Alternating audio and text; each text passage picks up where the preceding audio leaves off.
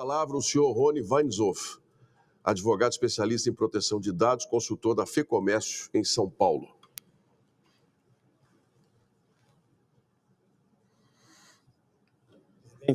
Presidente Carlos Viana, senadores Eduardo Gomes, Marcos Pontes, demais senadores aqui presentes, queridos colegas Fabrício da Mota Alves, professora Laura Schertel, Bruno Bione, Adriana, parabéns a todos da comissão temporária.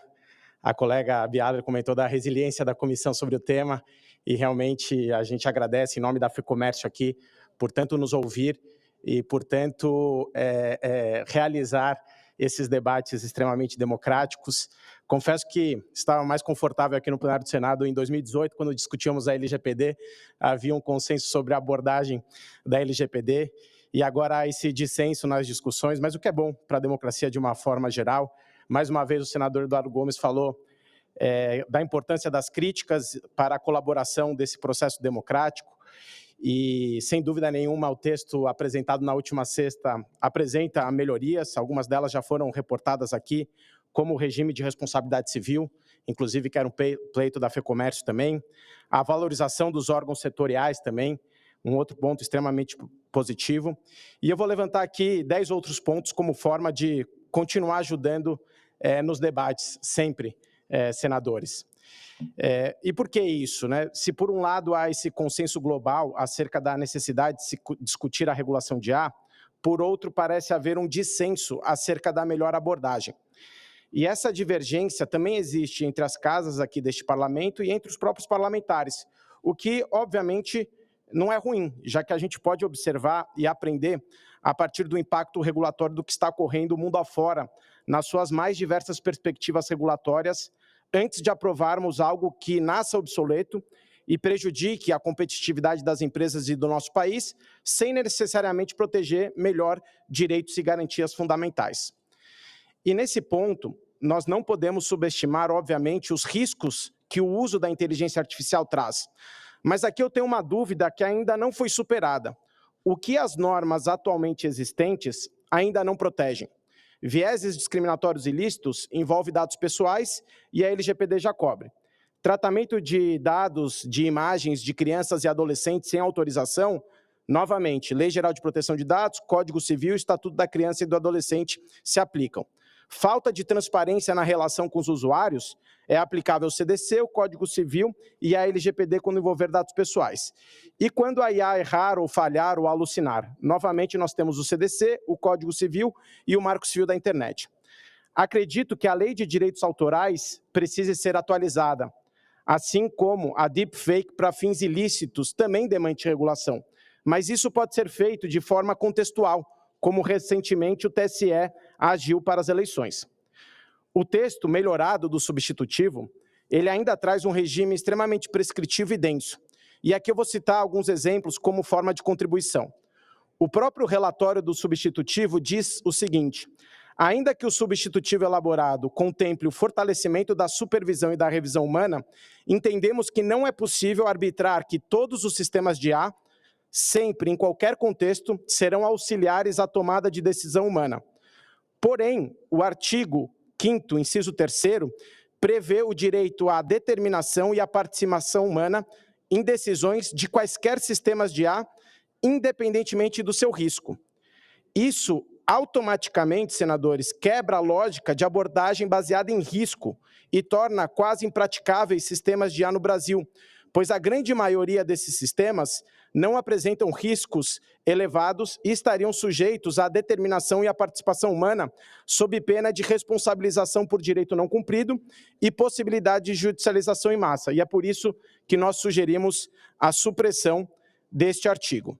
Outra questão, a avaliação preliminar dos sistemas de IA antes de sua introdução no mercado para determinar o seu grau de risco e manter o registro e documentação nos últimos 5 anos para fins de responsabilização e prestação de contas. Nós também sugerimos a supressão desse artigo. Uma outra questão, a avaliação de impacto algoritmo para IA de alto risco, com inúmeras prescrições detalhadas na própria legislação, como, por exemplo, quais são as competências dos profissionais que deverão executar exatamente esse trabalho. Será que a gente precisa prever na própria legislação quais são as habilidades e competências dos profissionais que deverão fazer as avaliações de impacto algorítmico? Uma outra questão muito cara, novas sanções administrativas, o que gera um temerário bis in idem, pois, de acordo com o uso de IA, as sanções administrativas a serem aplicadas pelos órgãos reguladores competentes. E, nesse caso, obviamente que o texto houve essa melhoria, mas aqui ainda resta uma insegurança jurídica.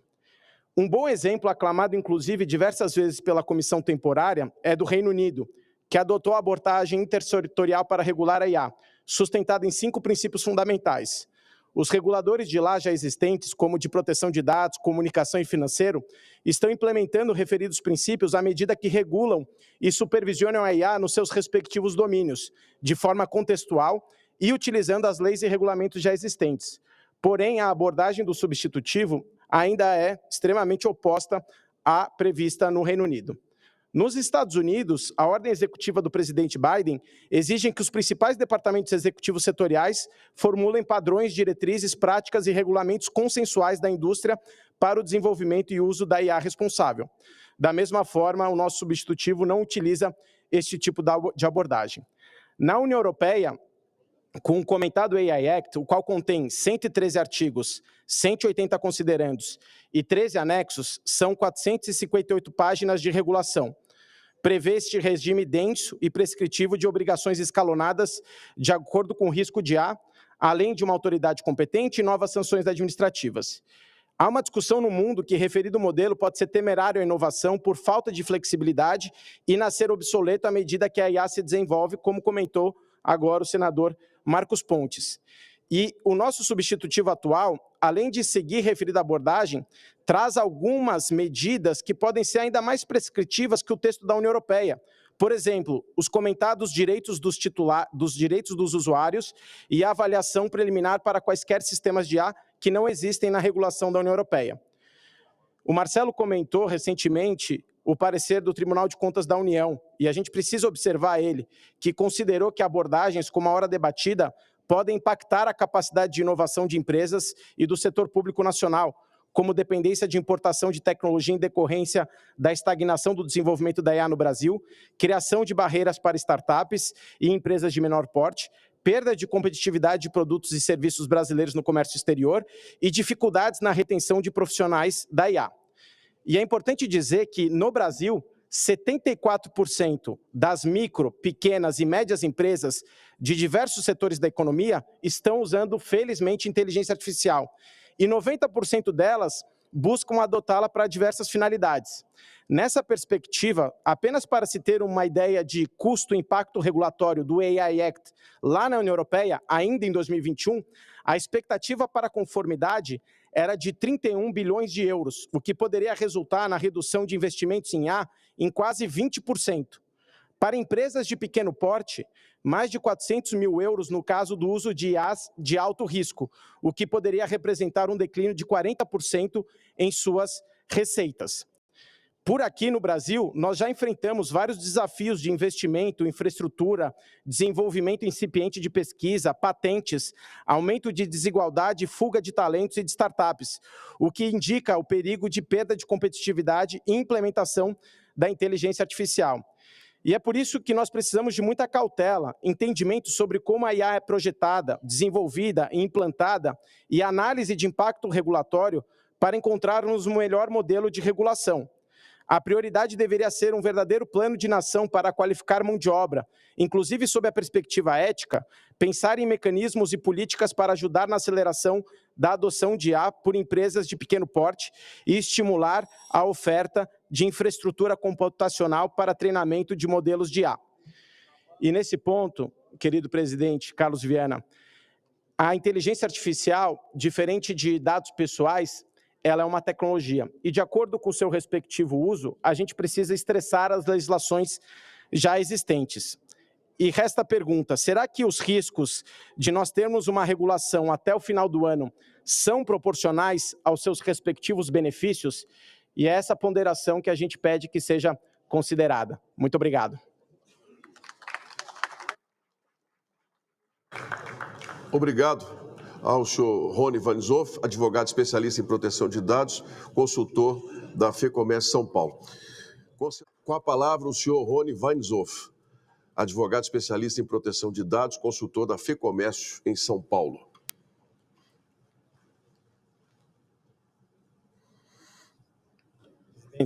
Presidente Carlos Viana, senadores Eduardo Gomes, Marcos Pontes, demais senadores aqui presentes, queridos colegas Fabrício da Mota Alves, professora Laura Schertel, Bruno Bione, Adriana, parabéns a todos da comissão temporária.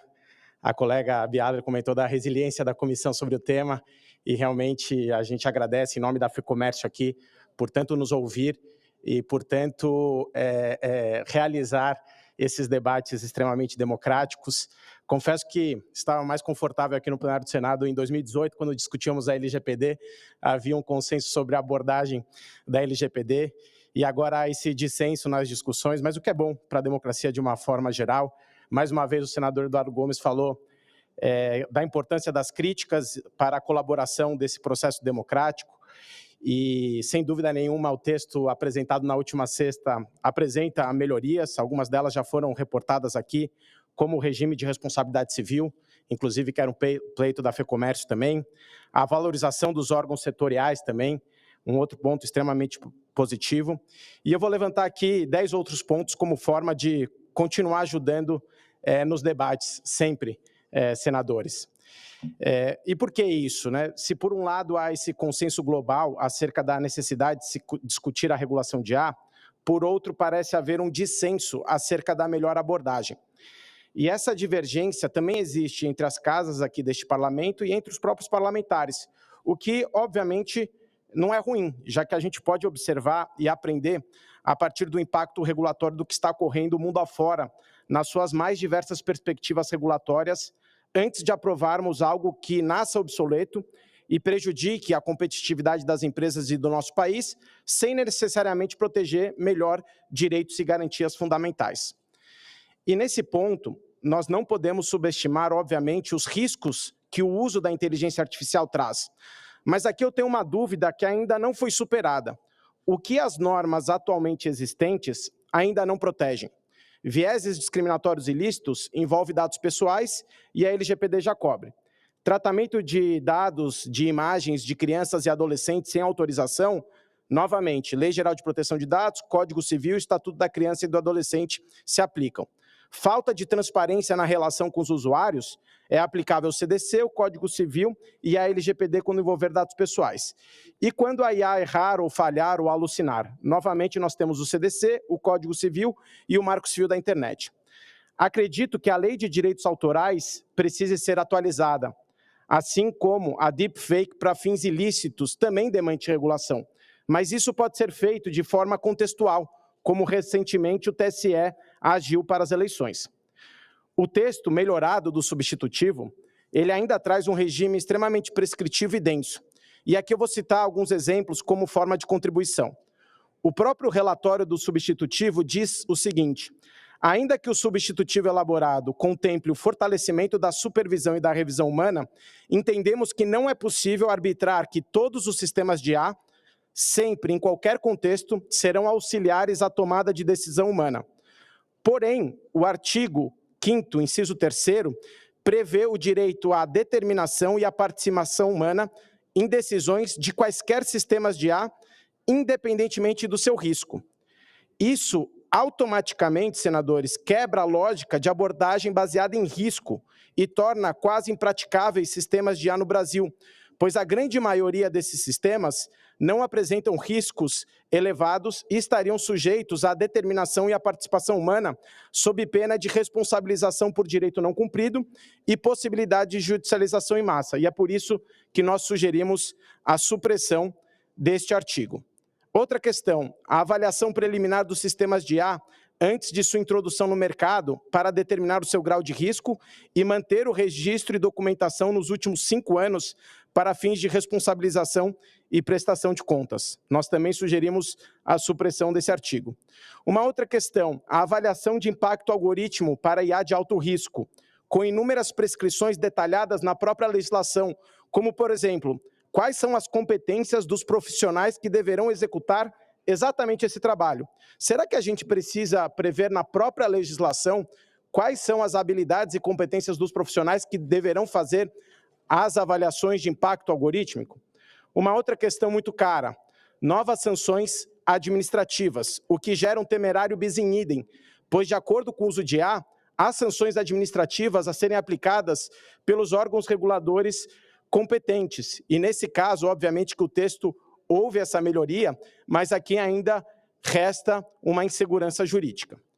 Um bom exemplo, aclamado inclusive diversas vezes pela comissão temporária, é do Reino Unido, que adotou a abordagem intersetorial para regular a IA, sustentada em 5 princípios fundamentais. Os reguladores de lá já existentes, como de proteção de dados, comunicação e financeiro, estão implementando referidos princípios à medida que regulam e supervisionam a IA nos seus respectivos domínios, de forma contextual e utilizando as leis e regulamentos já existentes. Porém, a abordagem do substitutivo ainda é extremamente oposta à prevista no Reino Unido.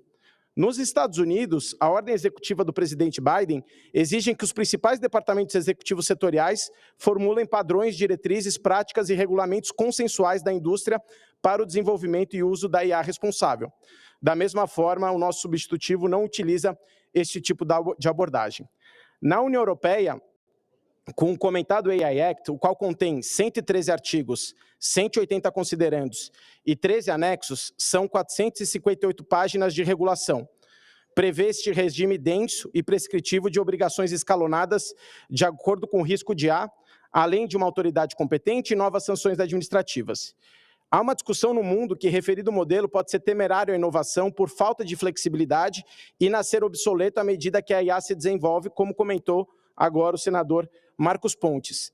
E o nosso substitutivo atual, além de seguir referida abordagem, traz algumas medidas que podem ser ainda mais prescritivas que o texto da União Europeia. Por exemplo, os comentados direitos dos usuários e a avaliação preliminar para quaisquer sistemas de IA que não existem na regulação da União Europeia.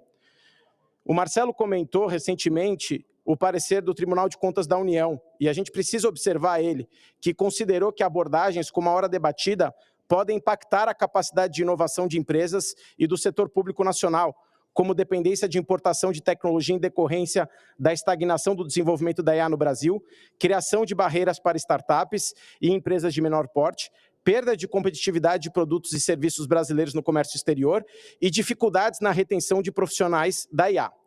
E é importante dizer que, no Brasil, 74% das micro, pequenas e médias empresas de diversos setores da economia estão usando, felizmente, inteligência artificial. E 90% delas buscam adotá-la para diversas finalidades. Nessa perspectiva, apenas para se ter uma ideia de custo-impacto regulatório do AI Act lá na União Europeia, ainda em 2021, a expectativa para conformidade era de 31 bilhões de euros, o que poderia resultar na redução de investimentos em IA em quase 20%.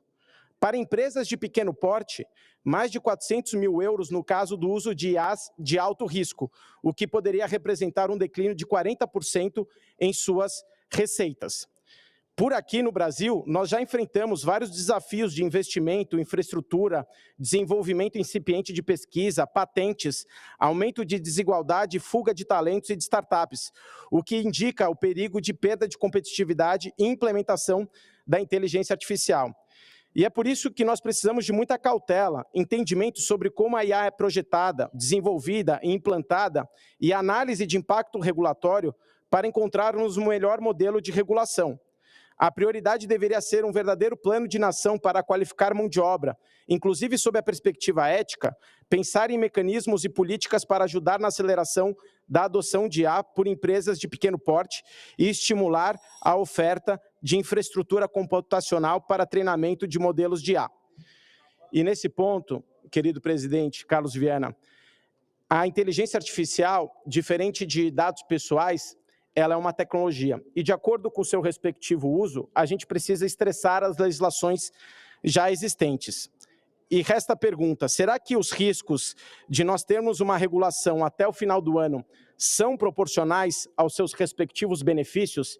E é essa ponderação que a gente pede que seja considerada. Muito obrigado.